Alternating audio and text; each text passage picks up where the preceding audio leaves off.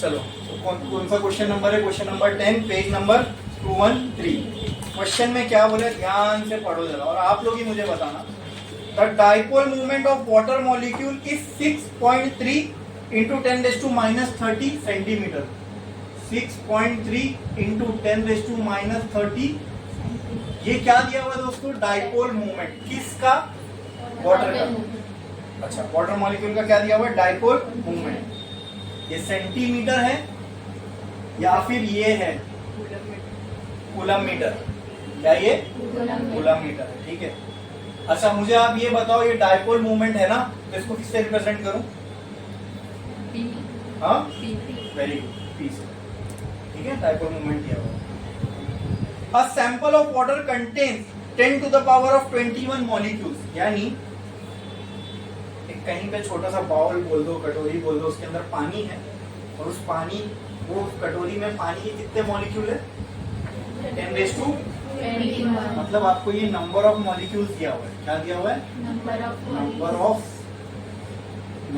Of water molecules. कितना है? इसको मैं बोल देता हूँ n। कितना दिया हुआ ये? n की value 10 to the power of 21। आगे, whose dipole moment are oriented in the electric field, whose dipole moment are oriented in an electric field of strength 2.5 into 10⁵। तो ये दिया हुआ है 2.5 into 10⁵ न्यूटन पर कूलम। तो ये किसकी वैल्यू है दोस्तों? ये किसकी वैल्यू है? हाँ,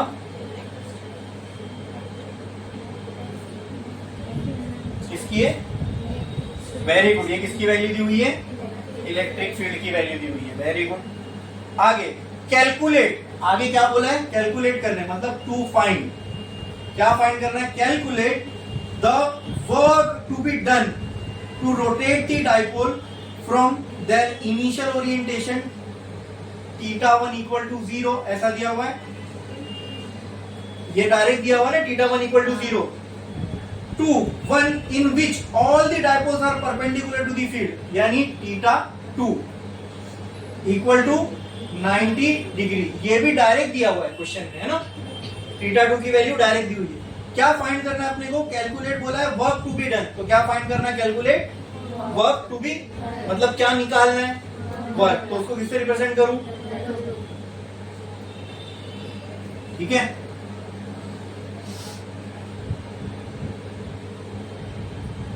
अब इसका सुलोचन देखते हैं क्या है।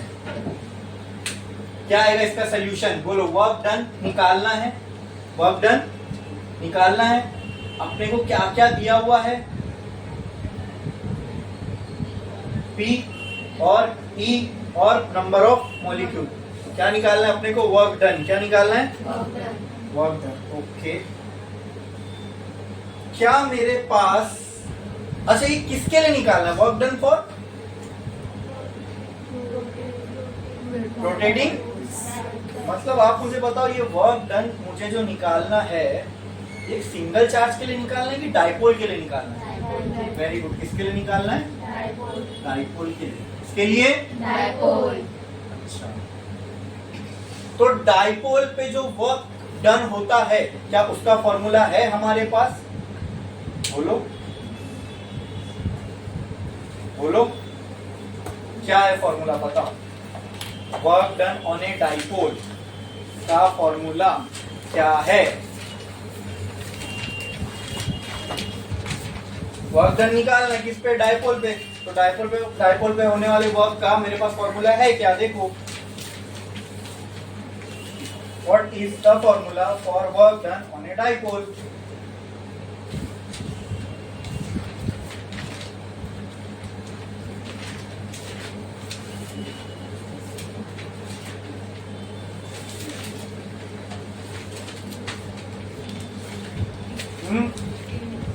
किए हुए हमने, बताओ जल्दी।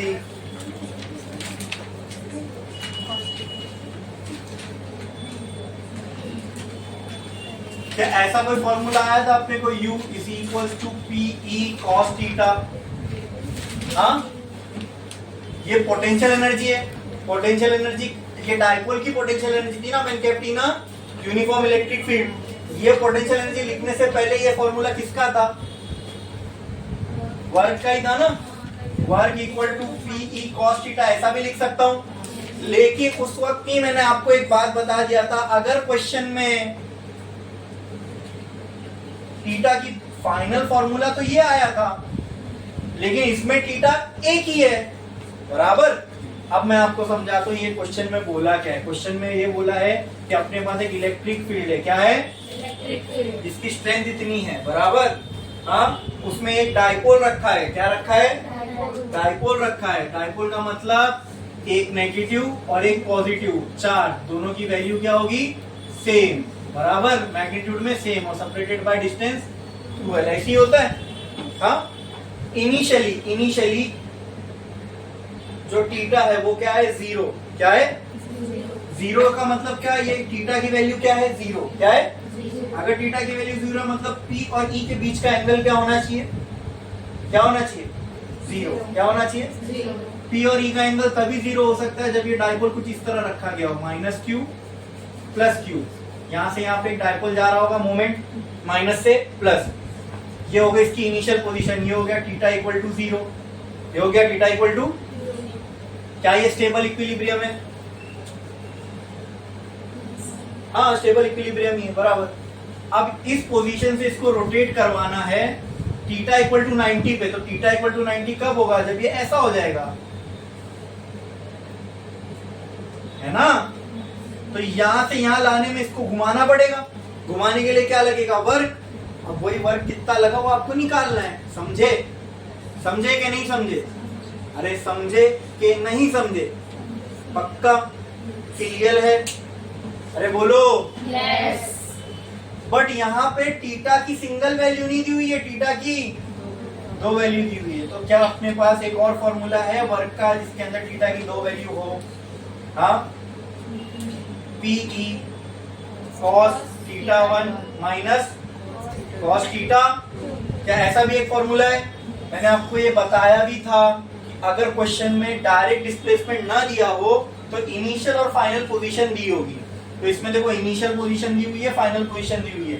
पहला ये डायपोल ऐसा था, बाद में ये ऐसा हो गया, मतलब डायपोल के लिए थीटा 1 की और थीटा 2 की वैल्यू दी हुई है। और आपको क्या फाइंड करना है? वर्क। तो क्या इस फॉर्मूले से हमारा वर्क डन आ जाएगा? आप बताओ मुझे। P की वैल्यू क्या है? इंटू 10⁻², इंटू E की वैल्यू क्या है? 2 इंटू 2.5 इंटू 10⁻², बोलो 5। cos थीटा 1 मतलब थीटा 1 कितना? cos थीटा 1 की वैल्यू क्या है? 0 माइनस cos थीटा 2 की वैल्यू, तो ये टर्म तो हो जाएगा 0, ये टर्म क्या हो जाएगा? 1। तो बचेगा क्या यहाँ पे? देखते हैं आओ। ये 30, ये 5, तो क्या होगा? 25। ये हो गया 6.3 इंटू 2.5 इंटू 10⁻² माइनस, ये तो 1 हो गया। ठीक है, ये वर्क डन आया कितने का दोस्तों? एक डायपोल के लिए। किसके लिए? एक डायपोल। ऐसे नंबर ऑफ मॉलिक्यूल्स कितने अपने पास? तो आपको टोटल वर्क डन निकालना है। क्या निकालना है? Total work done. तो टोटल वर्क डन कैसे आएगा? वर्क डन टोटल कैसे आएगा? 6.3 into 2.5 into 10⁻² -25 into number of molecule, बराबर। ठीक है, नंबर ऑफ मॉलिक्यूल कितने बताओ टोटल? कितने? आओ जल्दी आओ। 10⁻², तो ये कितना हो जाएगा? Work done total will be equal to 6.3 into 2.5 into 10⁻² -25 into 10⁻21 -25 21 कितना हो जाएगा? -4 बचेगा। WD equal to 6.3 into 2.5 into 10⁻²। इसको सॉल्व करोगे तो डायरेक्ट आपको वैल्यू आ जाएगी इसमें रूल में। ठीक है, इसको सॉल्व इसको करना है आपको। समझा ये? अरे समझा या नहीं समझा? छापो।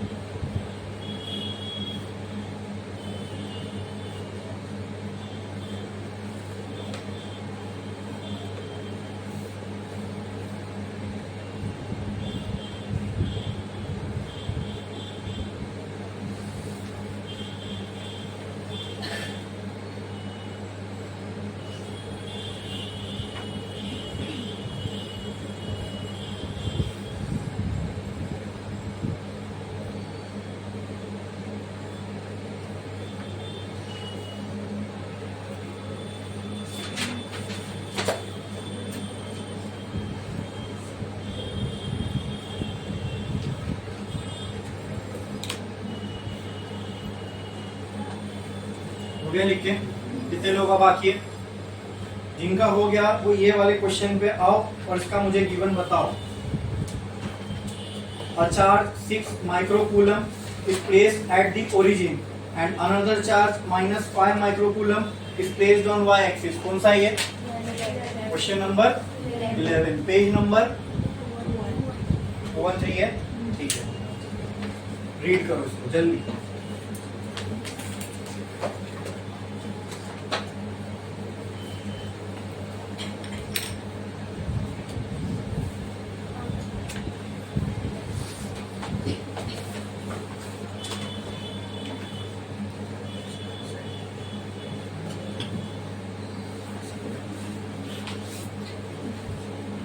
करो करो, रीड करो।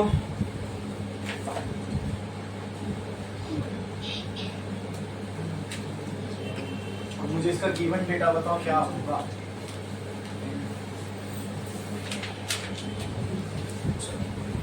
क्या दिया हुआ है क्वेश्चन में? A charge 6 microcoulomb is placed at the origin. इसका डायग्राम दिया हुआ है, डायरेक्ट दिया हुआ है डायग्राम इसका क्वेश्चन में कुछ इस तरीके से। इसका मैं गिवन डेटा लिख देता हूँ, उसमें इसका डायग्राम भी दिया हुआ है। यहाँ पे ये वाई एक्सिस, ये एक्स एक्सिस, ठीक है। यहाँ ओरिजिन है और ओरिजिन पे एक चार्ज रखा हुआ है। कितने का चार्ज है वो? क्वेश्चन में बोला है a charge 6 microcoulomb is placed at origin, यानी यहाँ पर एक चार्ज रखा हुआ है जिसका वैल्यू कितनी है? 6 माइक्रोकूलम। क्लियर है? समझ में आया? आगे and another charge -5 microcoulomb is placed on Y axis at position 0,6.0। अब देखो ये 0 है बराबर, ये वाई एक्सिस है। अब सेकेंड वाला जो चार्ज है उसके कोऑर्डिनेट कितने दिए हुए हम लोगों को? 0,6 ये दिया हुआ है। हाँ, मतलब ये x में 0 है और y में, x में 0 तो इधर ही हुआ, y में 6 बोले तो मान लो मैं इसको 1 बोलता हूँ। 2, 3, 4, 5, 6। तो यहाँ पर एक चार्ज है जो कितने का है? -5 माइक्रोकूलम का। बोलो इतना क्लियर है? ये क्लियर है? Yes. समझा? ये कहानी भी हुई है। आगे क्या बोले? Calculate total electric potential at point P whose coordinates are 8,0। अब एक पॉइंट P है,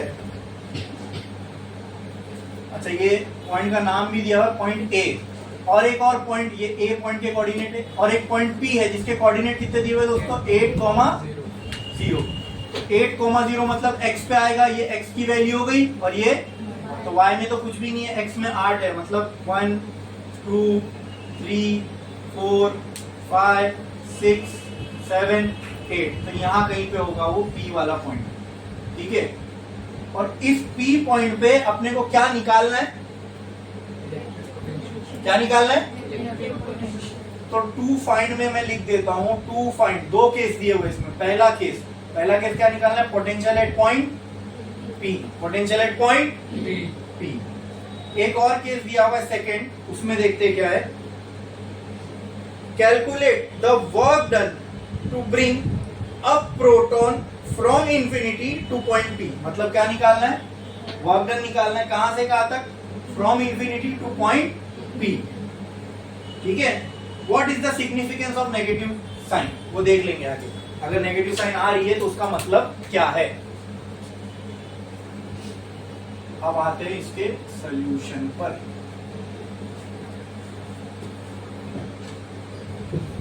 अब बताओ मेरे को कि कैसे अप्रोच करेंगे। सबसे पहले पोटेंशियल निकालना है इस पॉइंट पे, तो बोलो कैसे आएगा? क्या यहाँ ये पॉइंट पे आपको पोटेंशियल निकालना है? क्या यहाँ पे एक चार्ज है? क्या इस चार्ज की वजह से इस पॉइंट पे पोटेंशियल बनेगा? तो ये कैसा लग रहा है? ये सिनेरियो कैसा लग रहा है? क्या ऐसा कोई डेरिवेशन हमने की है? सोचो, यहाँ पे एक चार्ज है, इससे कुछ दूर पे एक पॉइंट है, इस चार्ज की वजह से इस पॉइंट पे पोटेंशियल निकालना है। तो ऐसा यस, तो क्या बोलते हैं उसको? पॉइंट चार्ज की वजह से बनने वाला। हेडिंग क्या थी? हेडिंग क्या थी? Very good, it is the electric potential due to. तो फॉर्मूला क्या था उसका दोस्तों, electric potential due to point charge का? बताओ, electric potential due to point charge का फॉर्मूला क्या था? बोलो बोलो बोलो बोलो, जल्दी बोलो।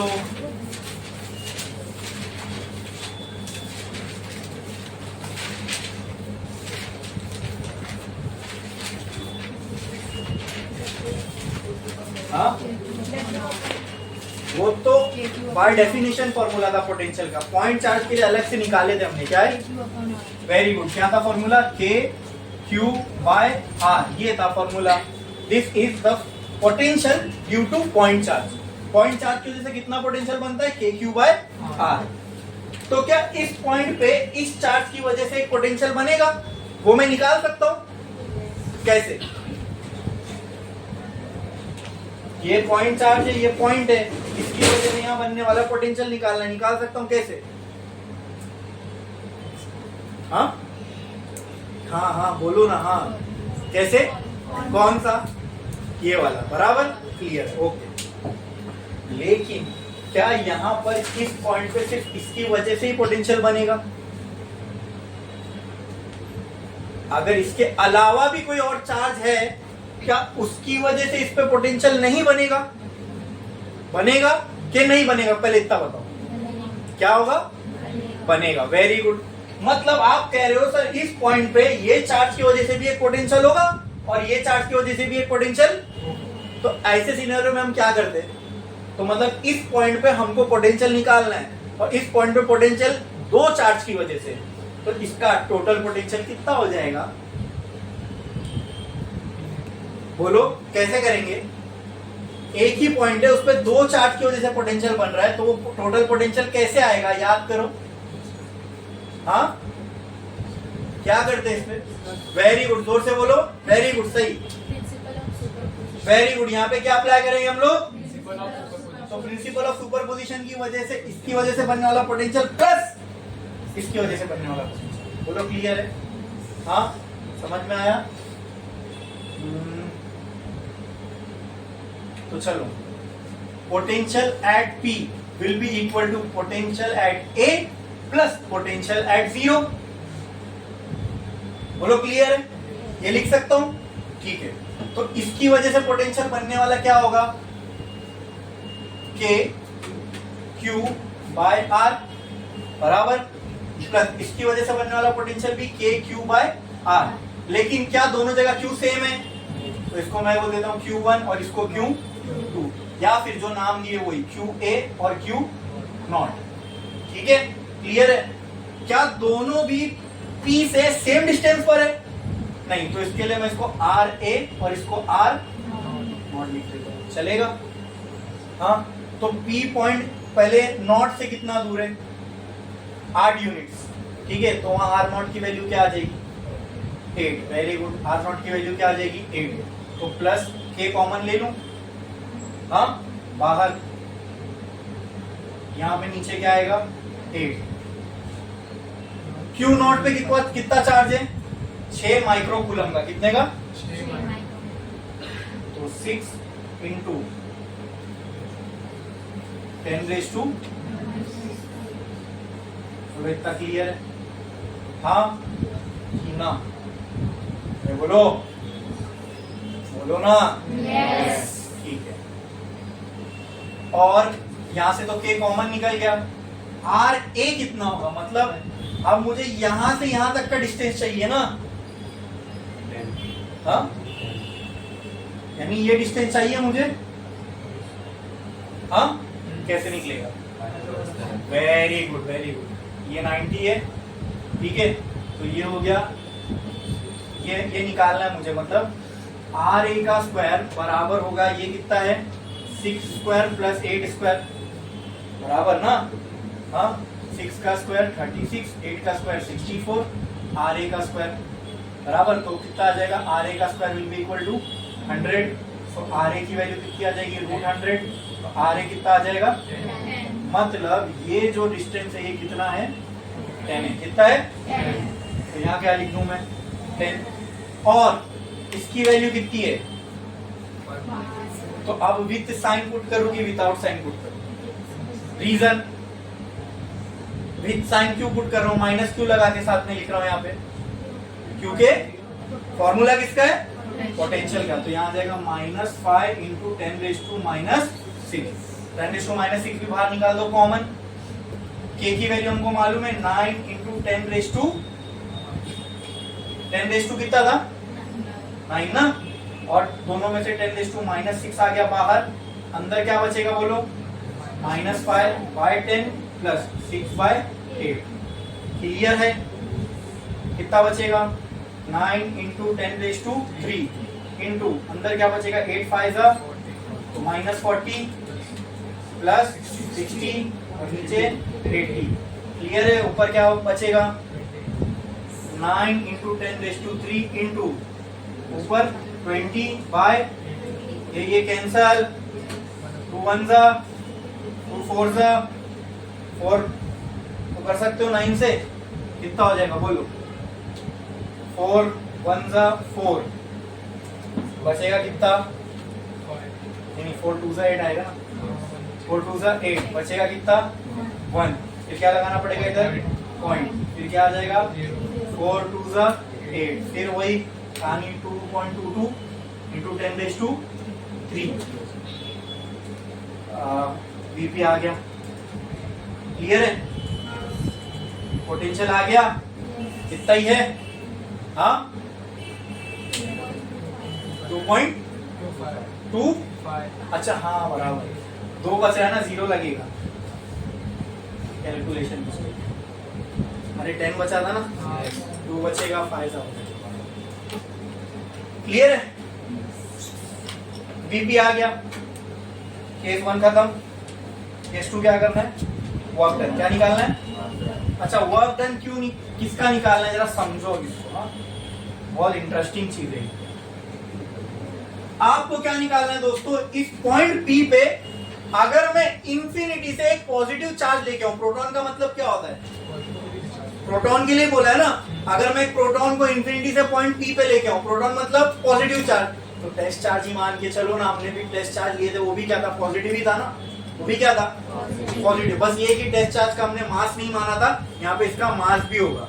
प्रोटॉन का कुछ मास भी होता है, मास ऑफ प्रोटॉन कुछ तो होता है। ठीक है? अच्छा चलो ठीक है, हमको एक पॉजिटिव चार्ज लेके आना है इंफिनिटी से। कहां पे? पॉइंट पी पे। कहां पे? और जब यहाँ लेके आ जाएंगे उसके लिए जो वर्क डन लगेगा वो निकालना है। क्या निकालना है? क्या निकालना है? क्या निकालना है? एकदम सिंपल है, मैं आपको ये बताता हूँ। पोटेंशियल का फॉर्मूला क्या होता है बोलो? Work done per unit charge. Work done per unit charge. Potential आ चुका, ये निकालना है। किसके लिए निकालना है? और चार्ज क्या है? चार्ज क्या है? प्रोटॉन। क्या है? प्रोटॉन का चार्ज क्या होता है पता है? प्रोटॉन का चार्ज क्या होता है? अरे एक प्रोटॉन पे उतना ही चार्ज होता है जितना एक इलेक्ट्रॉन पे होता है, खाली पॉजिटिव में। हाँ खाली पॉजिटिव में। तो चार्ज E प्लस हो जाएगा बस। एक इलेक्ट्रॉन में 1.6 इंटू 10⁻⁻19 कूलम इलेक्ट्रॉन होता तो यहाँ, अब इलेक्ट्रॉन नहीं है, प्रोटॉन है, तो यहाँ प्लस लगेगा। तो मुझे बताओ वर्क डन का फॉर्मूला क्या? ये हो जाएगा V इंटू E प्लस। हाँ अरे बोलो ना। पोटेंशियल कितना है? 2.25 इंटू 10⁻³ इंटू इलेक्ट्रॉन के, प्रोटॉन पे कितना चार्ज है? 1.6 इंटू 10⁻⁻19। तो W will be equal to 2.25 into 1.6 into 19 में से 3 गया, कितना बचा? 10⁻⁻60। इसको सॉल्व करोगे दोस्तों तो आपको एक वैल्यू आएगी यहाँ पे, बराबर? ठीक है, कुछ तो वैल्यू आएगी, लेकिन वो वैल्यू के साथ अपने को माइनस लगाना पड़ेगा। क्या लगाना पड़ेगा? अब क्यों ऐसा हो रहा है? माइनस क्यों आ रहा है? तो जरा इसको कंसेप्चुअली समझना बहुत जरूरी है। हम यहाँ से कौन सा वाला चार्ज लेके आ रहे हैं? कौन सा? पॉजिटिव। अब जरा आप सोच के देखो, ये दोनों को अगर मैं ऐड कर दूं तो यहाँ नेट चार्ज कितने का बचेगा? एक +6 से एक -5, तो नेट चार्ज कितने का बचेगा? नेट चार्ज यानी +1 का। Very good. कितने का? मतलब अगर मैं बोलूं यहाँ पे ये 2 चार्ज ना होते हुए +1 का एक चार्ज है, ये समझ में आ रहा है? अगर मैं ये दोनों को ऐड कर दूं तो नेट चार्ज अगर मैं आपको पूछूं यहाँ पे कितना है नेट चार्ज, तो आप बोलोगे सर +1 का। कितने का? मतलब यहाँ पे एक +1 का चार्ज रखा है। क्या रखा है? अभी इनफाइनाइट से इन दोनों को देखूंगा तो ये तो मुझे एक ही दिखेगा ना भाई। तो मुझे दूर से देखने पे यहाँ क्या दिख रहा है? +1 का एक चार्ज है। क्या है? यहाँ से कौन सा चार्ज ले आ रहा हूँ? पॉजिटिव या नेगेटिव? यहाँ पर प्लस चार्ज है और यहाँ से आप भी एक पॉजिटिव चार्ज ले आ रहे हो इसकी तरफ, तो ये इसको रिपेल करेगा कि अट्रैक्ट करेगा? क्या करेगा? क्या करेगा? रिपेल करेगा। तो आपको जो फोर्स लगाना पड़ेगा अगेंस्ट इलेक्ट्रिक फील्ड लगाना पड़ेगा, क्योंकि यहाँ से इलेक्ट्रिक फील्ड इस साइड है और आप जो फोर्स लगा रहे हो इस साइड लगा रहे हो। तो जब भी आप इलेक्ट्रिक फील्ड के अगेंस्ट फोर्स लगाते हो तो उसको हम किसके साथ इंडिकेट करते हैं? ये हमने डेरिवेशन करते टाइम भी किया था, है ना? F इलेक्ट्रोस्टैटिक इस साइड था, F एक्सटर्नल इस साइड था, तो हमने ये लिखा था F external equal to -F electrostatic. लिखे थे या नहीं? याद है? क्यों? क्योंकि हम जो फोर्स लगा रहे हैं वो इलेक्ट्रिक फील्ड के अगेंस्ट में। तो ये पूरा लिखने के बाद अपने को बस ये लिखना है, the negative sign indicates that work is done against electric field. क्या लिखना है लास्ट में? The negative sign indicates that the work is done against electric field. छापो ये पूरा, इसका जो कैलकुलेशन है आपको करना है, ठीक है? छापो।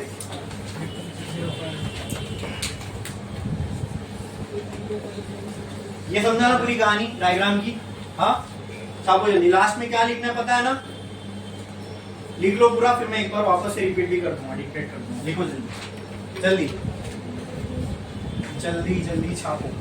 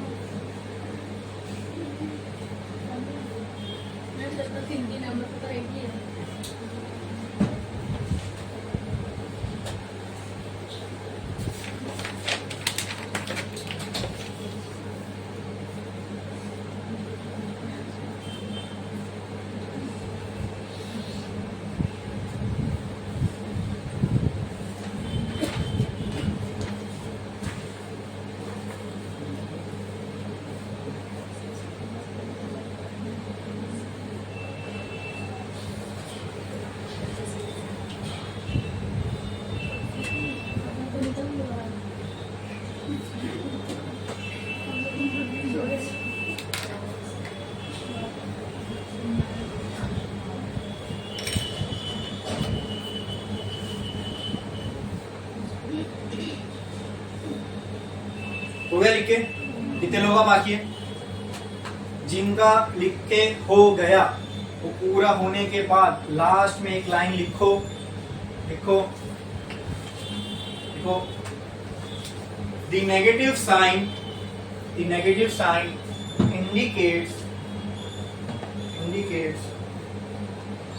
indicates that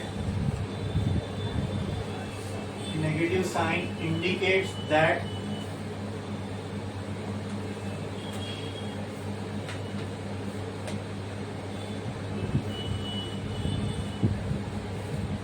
the work is done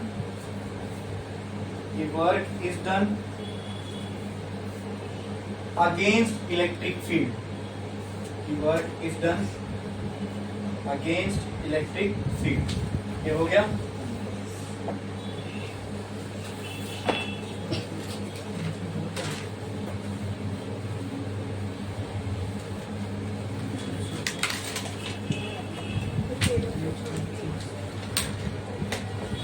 next question पे आओ. मैं ये क्वेश्चन बोल रहा हूँ, मुझे नंबर बताओ क्या है इसका.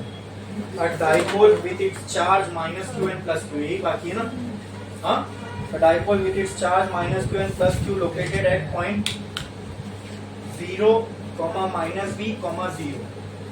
ठीक है, दिखाइए क्या है question number 3. Question number 3, page number 212.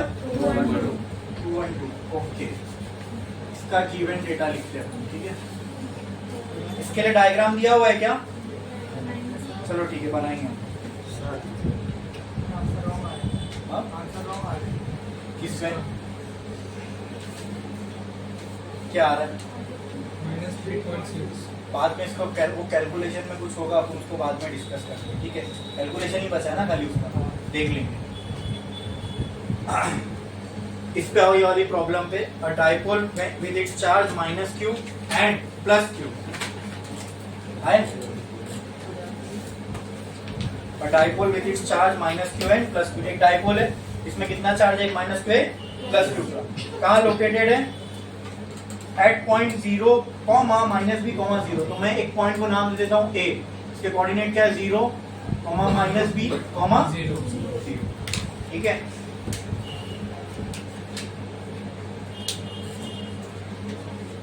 Next and 0, +b, 0. तो एक और पॉइंट है B, वो क्या है? 0, +b, 0 पे. बोलो क्लियर है? ये दो पॉइंट है. इस present in uniform electric field. Electric field कैसी है? यूनिफॉर्म, मतलब ऐसे स्ट्रेट, पैरेलल एंड इक्विडिस्टेंस. बराबर, इसको बोलते हैं uniform electric field. Okay, the equipotential surface of this fields are plane parallel to YZ plane. पहला क्या फाइंड करना है? What is the direction of electric field. First क्या फाइंड करना है? Direction of electric field. तो पहले मैं इसको बना लेता हूं. ये x है, ये y है और ये z. सेम वे ये x, ये y, ये. अब देखो, अगर मैं इसको यहाँ पे कोऑर्डिनेट्स पे बनाऊं, ये तो ये हो गया 0, ये हो गई x एक्सिस, ये हो गई y एक्सिस और z एक्सिस ऐसे बाहर आएगी. ये हो गई z एक्सिस. समझे? लेकिन क्योंकि z में दोनों 0 है तो यहाँ बाहर कुछ आ नहीं रहा है फिलहाल. ठीक है, x और y में देखते हैं. पहला वाला x में 0 है, मतलब यहाँ 0 रहेगा. y में कितना? ये तो ऊपर बनाओ, नीचे बनाओ. यहाँ आएगा -b. तो यहाँ कहीं पे मैंने बना लिया. यहाँ से यहाँ तक का जो डिस्टेंस है वो कितना है? b है. कितना है? और क्योंकि ये नीचे साइड है, इसके लिए मैंने इसको ले दिया -b. ठीक है, कोऑर्डिनेट -b है लेकिन डिस्टेंस तो b कहलाएगा ना. हाँ, ठीक.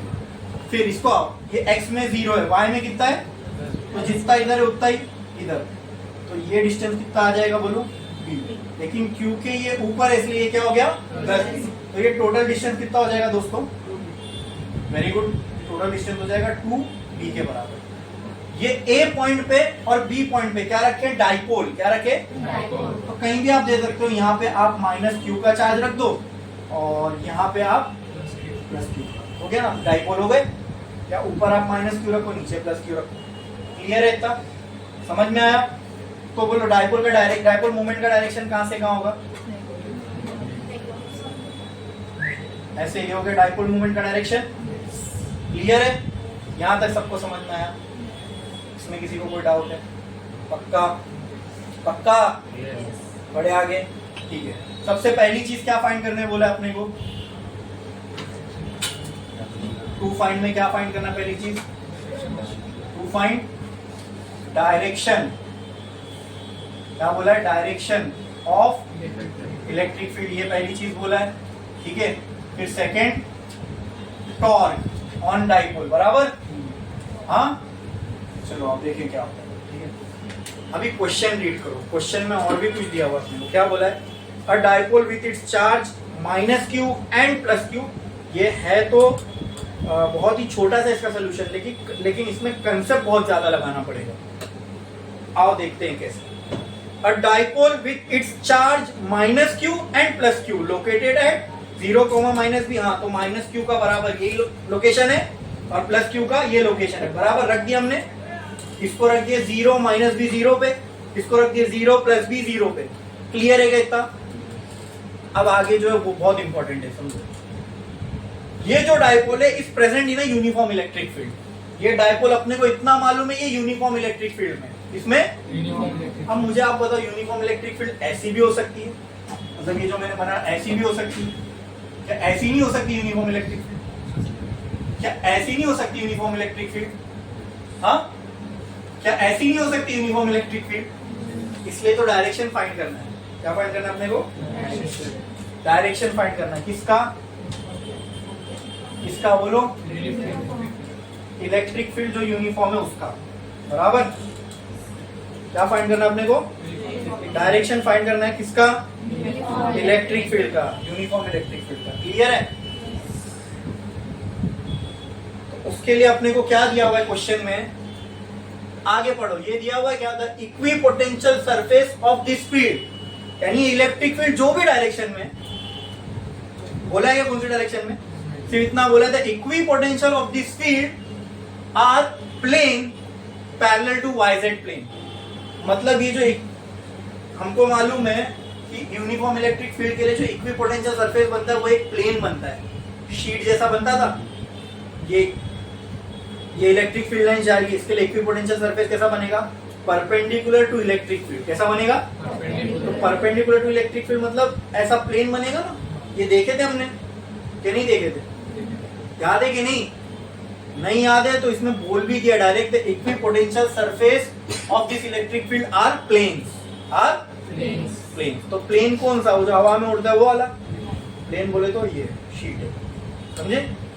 Are plane.